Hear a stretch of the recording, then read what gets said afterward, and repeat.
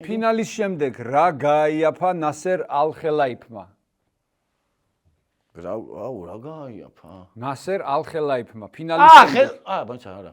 ხელაიფმა, ნასერ ალ-ხელაიფმა ფინალის შემდეგ. რა გააიაფა? რა გააიაფა? ბიჭო რა სხვა გონება გუნდა აქ რა. აი ხელფასი რაღაცა ფული სამბებია. გითხრა? რა აბა? ბარელას ფასი. აუ ხელფაი თანხისკენ წავედით ან ნასერ ხელაიფი. სწორად წახვედი. ბარელას ფასი. ხო, აი უბრალოდ ვერ ჩავავლე. კარგი. როგორი ფასი დაედო ინტერის ამ ფეხბურთელს 5-0-ის შემდეგ?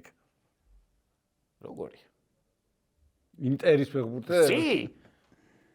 ვა. ინტერის ფეხბურთელს როგორი ფასი დაედო ამ ფინალის შემდეგ? ხო. რა ვიცი, რომელ ფეხბურთელზე ამბობ? ვიფანტაზიოროთ. მითხარი ახლა ხო? ზომერული ფასები. ინტერის ფეხბურთელმა რო საცხობი გახსნას. ხო. რა ერქმევა? ინტერის ფეხბურთელმა რო საცხობი, აი რომ მოინდომოს უცებ რო საცხობი გახსნას, რას დაარქვევს? მაიცადე. კარგია. საცხობი.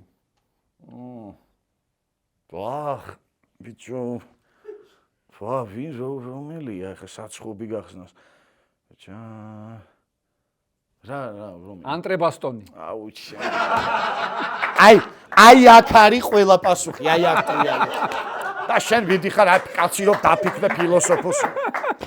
და ბოლო. ანტრე ბასტონი. ანტრე და. მეც მაქვს ერთი კიდე. ერთი დამრჩა და ინტერის აი ეს ფეხბურთელი მამლუქად რომ გაეშვა. წლების მერე რომ შეხვდებოდნენ, რას ეტყოდა მეგობარი?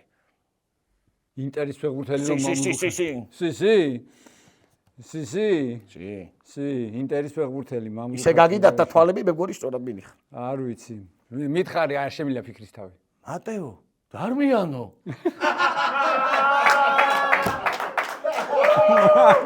მატეო და ორ მეფობა რო იყოს პარი სენ-ჟერმენში, ორ მეფობა. მეორე მეფე ვინ იქნებოდა?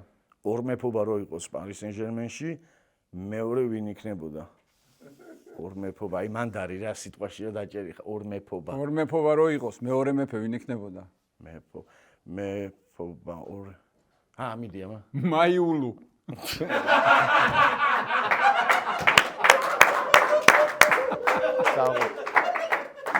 საერთოდ სხვა ჟანრი, აი მაგარი ჟანრი. ესე იგი მარტო კვარაგარად უგამოვიცანი მე მაგარი.